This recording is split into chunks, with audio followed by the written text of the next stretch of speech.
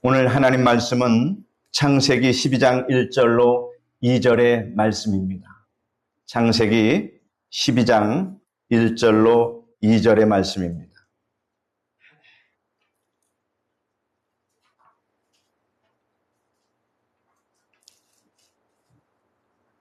창세기 12장 1절로 2절의 말씀을 읽어드리겠습니다. 여호와께서 아브라함에게 이르시되 너는 너의 고향과 친척과 아버지의 집을 떠나 내가 네게 보여줄 땅으로 가라.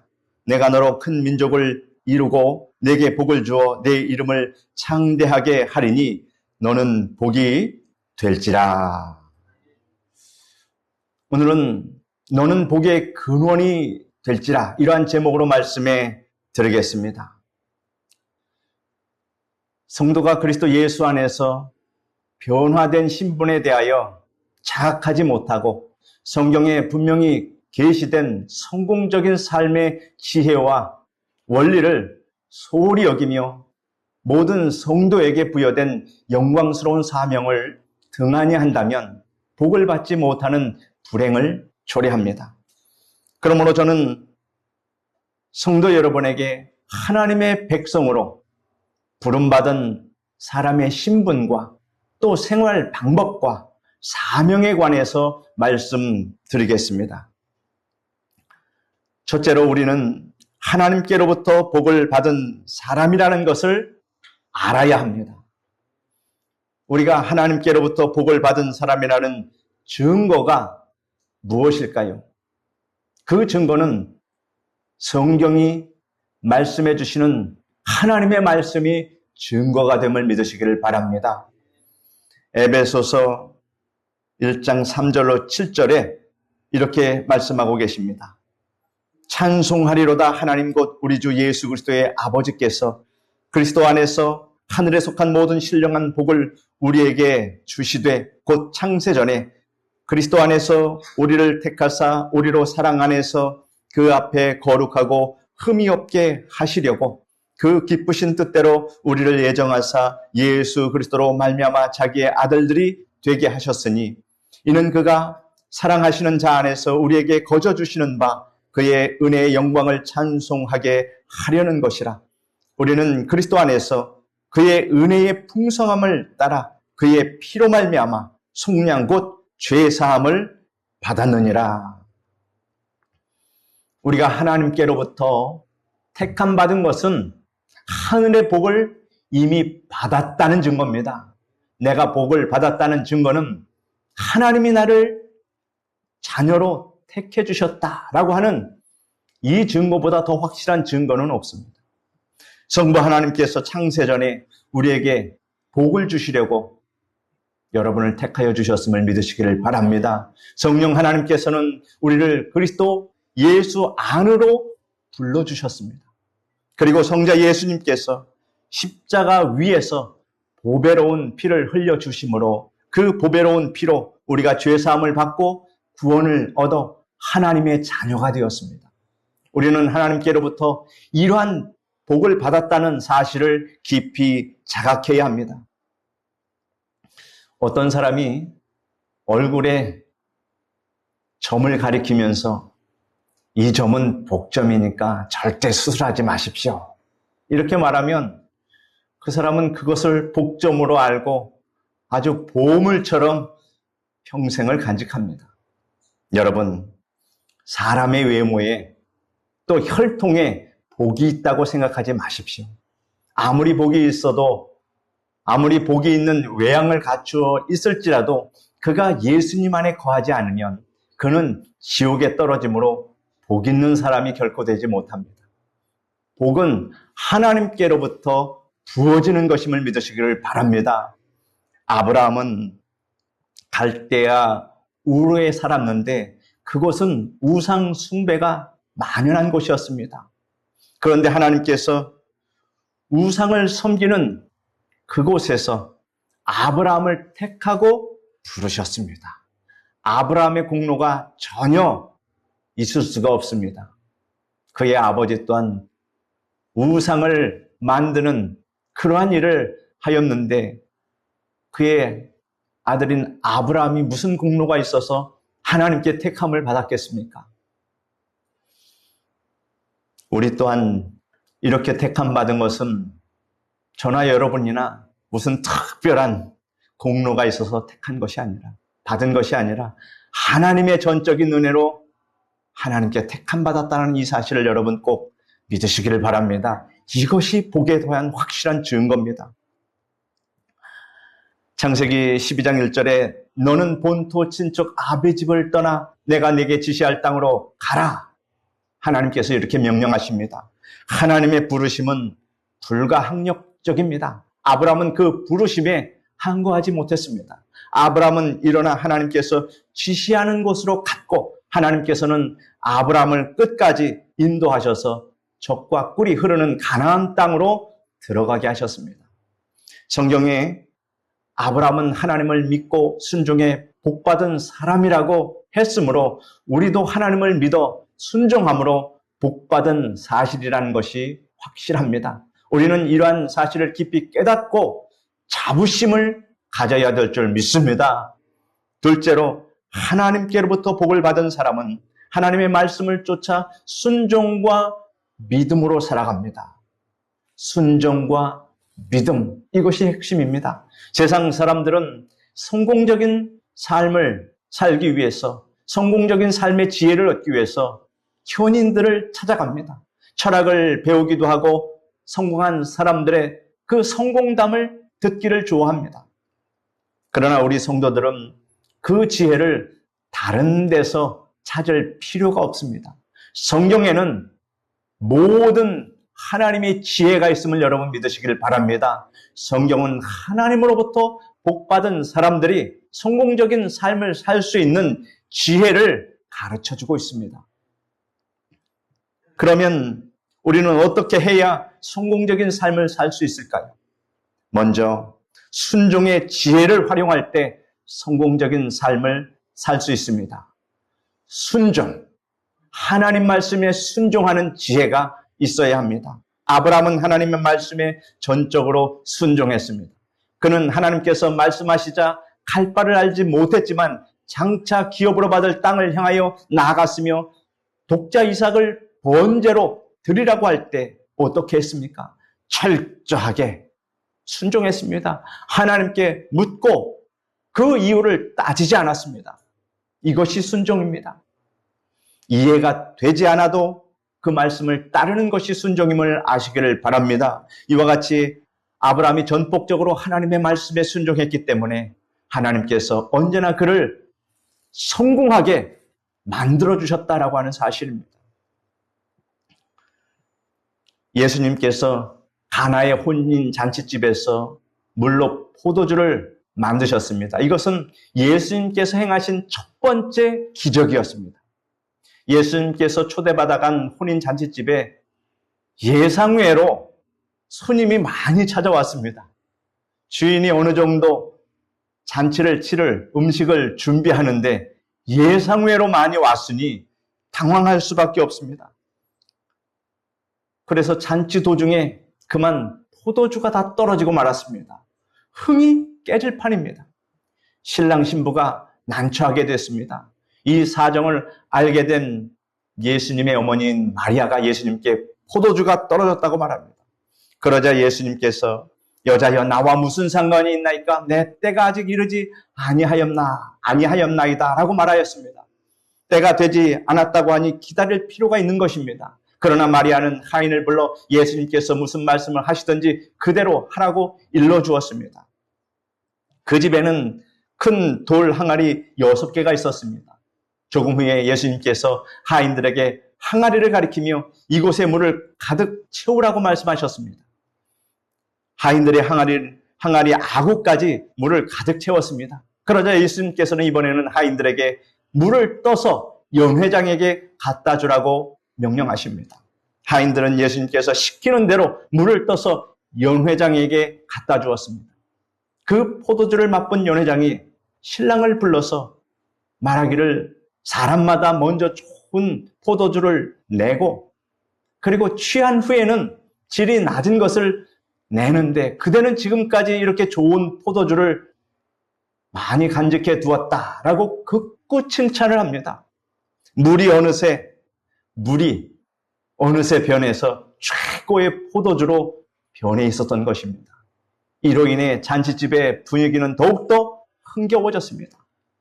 가나의 혼인 잔치집이 잔치를 성공적으로 끝낼 수 있었던 것은 마리아와 하인이 예수님의 말씀에 전적으로 순종했기 때문입니다. 순종이 성공적인 삶의 비결임을 여러분 아시기를 바랍니다.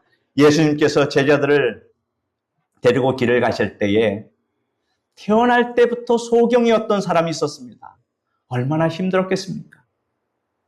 그를 보고 제자들이 예수님께 이렇게 질문합니다. 예수님, 이 사람이 이렇게 태어날 때부터 소경된 것은 그 부모의 죄입니까? 아니면 자기 죄 때문입니까? 이렇게 질문을 합니다. 예수님께서 거기에 대해서 말씀해 주십니다. 이 사람이나 그 부모가 죄를 범한 것이 아니라 그에게서 하나님의 하시는 일을 나타내고자 하심이니라. 이렇게 말씀하셨습니다.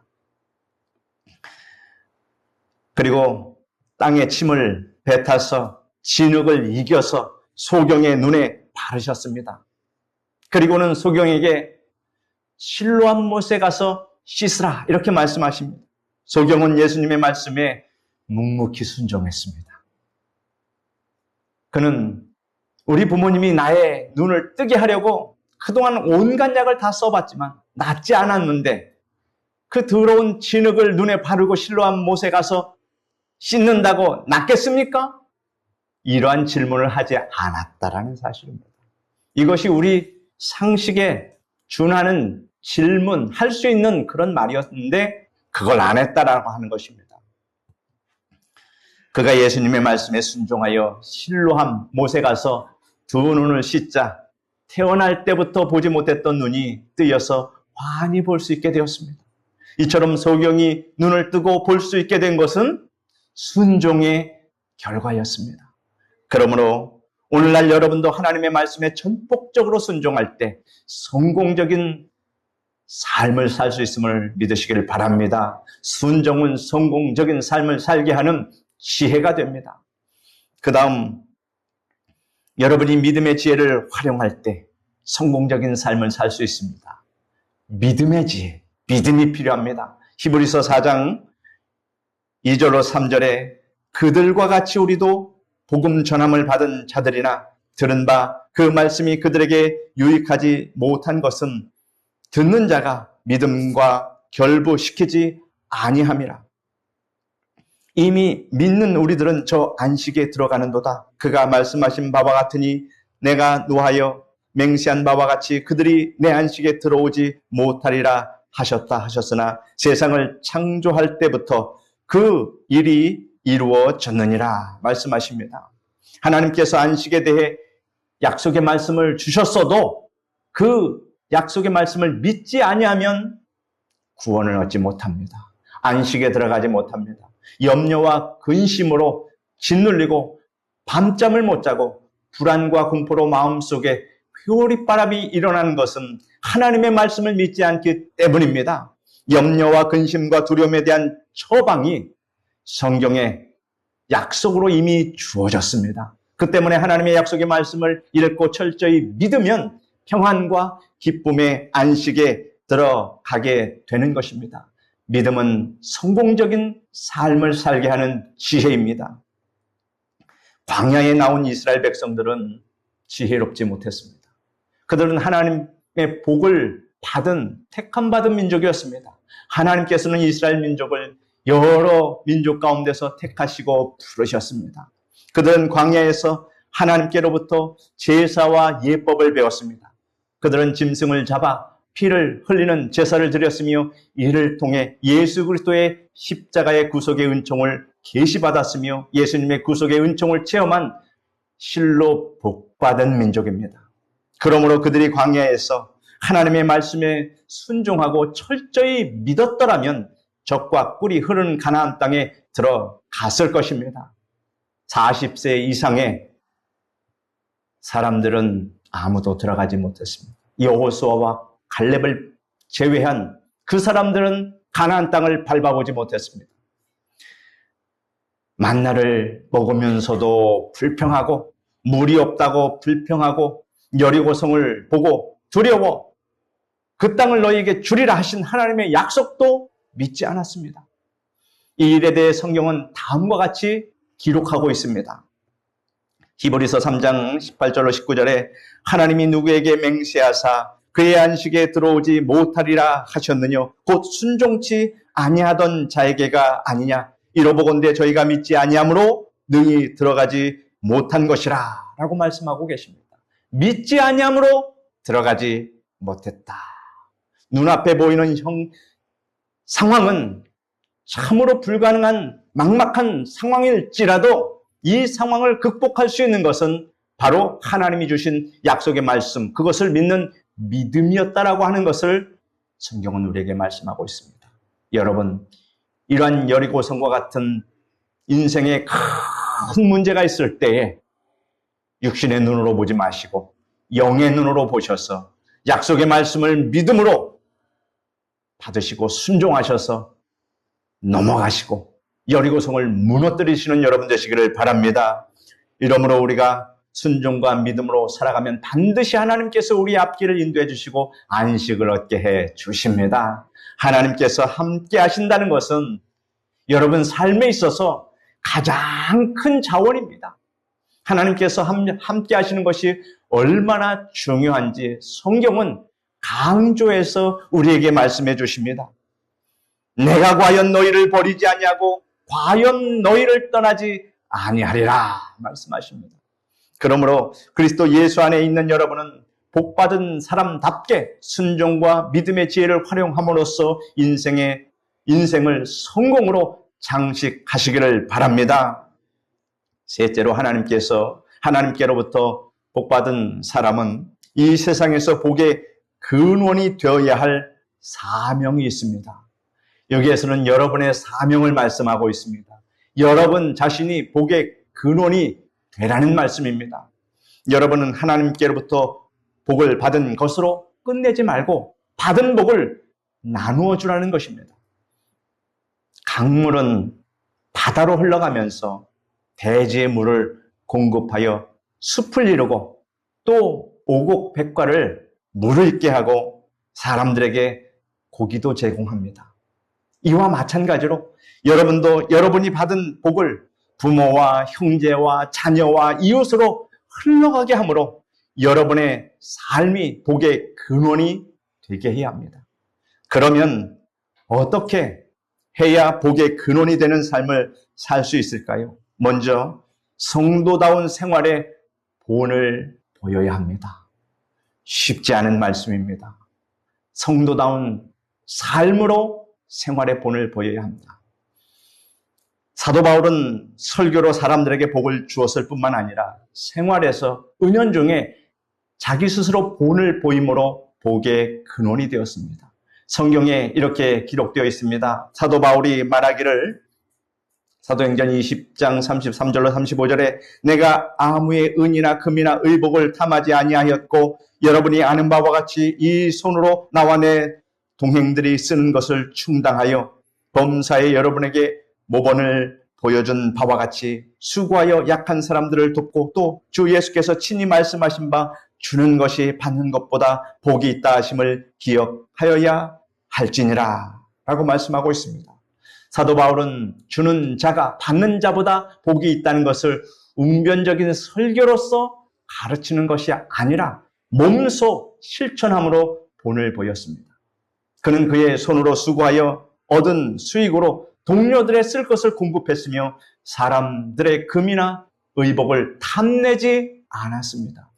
이것이 바로 목회자가 갖추어야 할 그러한 자질입니다.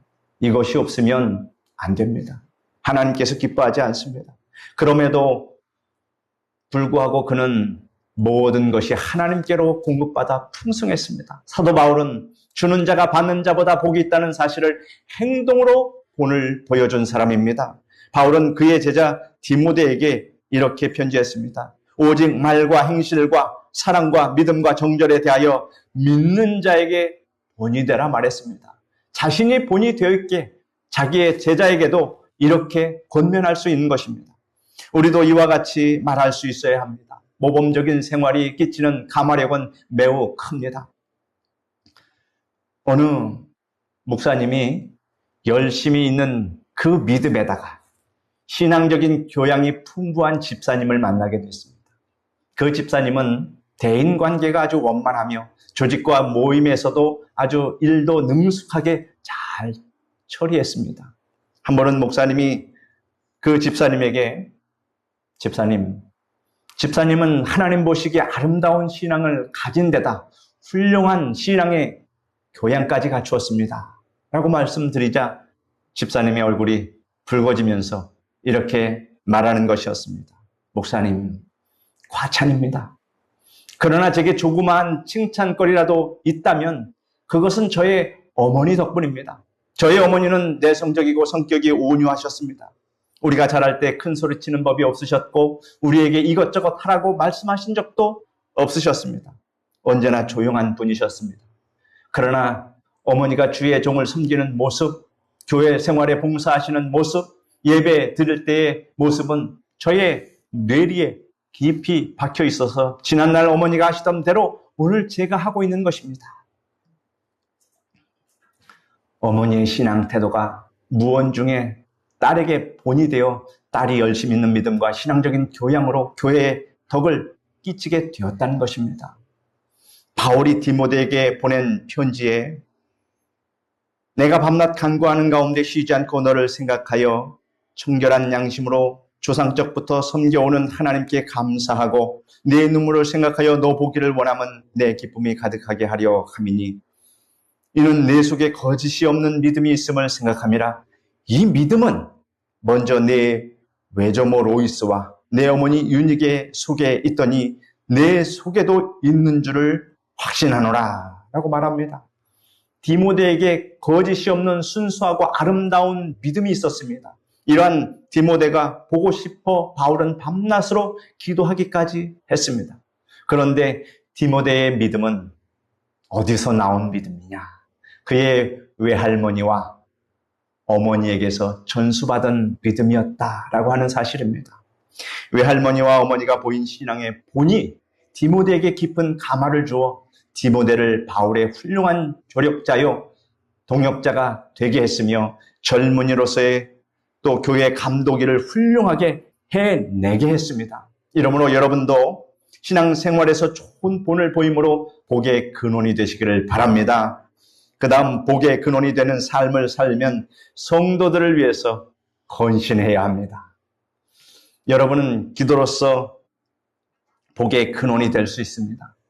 교역자들과 성도들 그리고 이웃을 위해 기도할 때 복을 나눠주는 것이므로 복의 근원이 될 수 있습니다.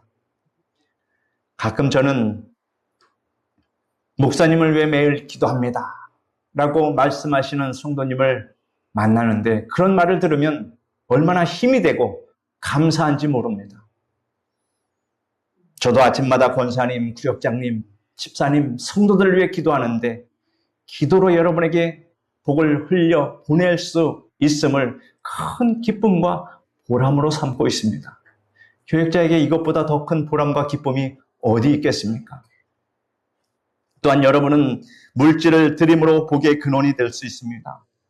여러분이 드린 11조 헌금, 건축 헌금, 선교 헌금, 감사 헌금, 주일 헌금 그 헌금을 드리면 그 물질은 영혼을 살리는데 하나님의 나라를 확정하는데 확장하는 데 사용되므로 복을 나눠주게 됩니다. 그러므로 여러분은 물질을 드림으로 복의 근원이 될 수 있습니다. 제가 여기 온 지도 1년이 조금 넘기 시작하는데 여러분의 그 헌신으로 교회가 조금씩 바뀌어가고 있지 않습니까? 이렇게 지난주에 인테리어 공사를 아름답게 해낸 것도 다 여러분의 그 헌신으로 이루어진 것임을 여러분 아시기를 바랍니다. 우리 교회는 앞으로 점차 아름답게 변해갈 것이며 쾌적한 환경에서 하나님께 행복하고 즐거운 예배를 드릴 수 있는 교회로 변모해 나간다고 하는 사실을 여러분 감사하시기를 바랍니다. 또 여러분은 몸들의 봉사함으로 복의 근원이 될 수 있습니다. 주일마다 만나 봉사로, 교회 청소로, 안내 봉사로, 헌신함으로 복의 근원이 되시는 분들이 있습니다. 그 다음 복의 근원이 되는 삶을 살려면 이웃을 축복해야 합니다. 이웃에게 항상 축복되는 말씀을 많이 하시는 여러분 되시기를 바랍니다. 왜냐하면 성경에 이렇게 기록되어 있습니다. 민수기 6장 23절로 해서 27절까지 아론과 그의 아들들에게 말하여 이르기를 너희는 이스라엘 자손을 위하여 이렇게 축복하여 이르되 여호와는 내게 복을 주시고 너를 지키시기를 원하며 여호와는 그의 얼굴을 내게 비추사 은혜 베푸시기를 원하며 여호와는 그 얼굴을 내게로 향하여 드사 평강 주시기를 원하노라 할지니라 하라. 그들은 이같이 내 이름으로 이스라엘 자손에게 축복할지니 내가 그들에게 복을 주리라. 너희들은 축복할지니 복은 하나님께서 주신다. 그러므로 우리가 할 일은 축복하는 일입니다. 하나님께서 하시는 일은 복을 주시는 일입니다. 이 얼마나 참으로 은혜롭고 감사한 일입니까? 이러므로 우리가 이웃을 위해 축복하면 하나님께서 그 축복을 들으시고 축복하십니다. 축복에 대한 교훈을 주는 말씀이 있습니다. 노아가 첫째 아들 셈에게는 첫 아들에게는 영적으로 창대하게 되는 복을 빌어주었고 셋째 아들 야벳에게는 물질적으로 창대하게 되는 복을 빌어주었으며 둘째 아들 함에게는 형제들의 종이 되라고 저주했습니다. 노아가 둘째 아들 함을 미워했는데 그 까닭은 이러합니다. 노아가 포도주에 취하여 자기 천막 안에서 벌거벗고 누워 있었습니다. 이를 함이 보고 두 형제에게 달려가 말했습니다. 그러자 셈과 야벳은 옷을 가지고 뒷걸음 쳐서 들어가 아버지의 하체를 보지 않고 그대로 덮어주었습니다. 아버지의 허물을 가려준 그런 두 아들이었습니다. 이를 함이 보고 그렇게 두 형제에게 말했는데 그들은 이렇게 아버지의 그 부끄러움을 덮어주었다라고 하는 사실을 노아가 술이 깬 뒤에 알게 되었습니다. 셈과 야벳에게는 축복을, 그래서 함에게는 저주를 했던 것입니다. 셈은 우리 같은 황인종이었고 그렇게 인종이 번져나갔고 야벳은 유럽의 백인종이었으며 함은 어느 종이었겠습니까? 흑인종이었습니다. 이렇게 사람이 인생이 바뀌어집니다. 노아가 축복한 셈의 후손은 종교적으로 창대하고 야벳의 후손들은 물질적으로 창대하게 됐습니다. 그러나 노아가 저주한 함의 후손은 노예 생활을 하고 사람들에게 짓밟히는 고통을 당했습니다. 노아가 셈과 야벳에게는 복의 근원이 되었지만 함에게는 저주의 근원이 되었습니다. 그러나 이것이 옳은 것입니까? 우리는 이 사실을 교훈 삼아 저주하지 말아야 합니다. 비록 자식이 부모를 거역하고 애타게 해도 저주하지 말고 축복해야 합니다. 훗날 부모의 축복이 열매가 되면 자녀가 새 사람이 되고 부모가 복의 근원이 되었음을 나중에 알고 감사하게 되는 것입니다. 예수님께서 제자들에게 누구 집이든 들어가면 무엇보다도 먼저 축복하라고 말씀하셨습니다. 그리고 원수가 너희를 괴롭게 해도 저주하지 말고 축복하라. 원수 갚는 것은 내게 있다. 이렇게 말씀하셨습니다. 그러므로 여러분 괴롭게 원수 갚는 일에 정신을 쓰지 마시길 바랍니다. 하나님께 맡기십시오. 그러므로 여러분은 이웃을 축복해야 합니다. 그리할 때 여러분은 복의 근원이 되는 삶을 살 수 있습니다. 그 다음 복의 근원이 되는 살려면 불신자를 주님께로 인도해야 합니다.